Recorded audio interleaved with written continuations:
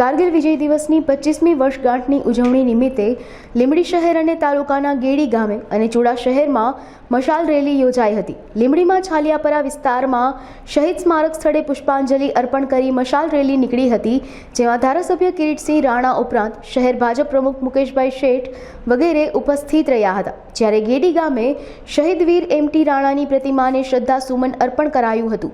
જે મશાલ રેલીમાં ધારાસભ્ય કિરીટસિંહ રાણા, તાલુકા પંચાયત પ્રમુખ હરપાલસિંહ ઝાલા, પૂર્વ પ્રમુખ, સરપંચ અને પ્રભારી તાલુકા જિલ્લા પંચાયત સદસ્ય, સામાજિક ન્યાય સમિતિના ચેરમેન, ડેલિગેટ, યુવા મોરચાના પ્રમુખ સહિતના આગેવાનો ઉપસ્થિત રહ્યા હતા। ચુડા ખાતે પણ યુવા મોરચા દ્વારા આયોજિત મશાલ યાત્રામાં જિલ્લા પંચાયતના સદસ્ય તનકસિંહ રાણા, ચુડા તાલુકા પંચાયતના પ્રમુખ, ચુડા તાલુકા ભાજપ પ્રમુખ, તાલુકા પંચાયતના ઉપપ્રમુખ સહિત યુવા મોરચાની સમગ્ર આગેવાનો મશાલ યાત્રામાં જોડાયા હતા।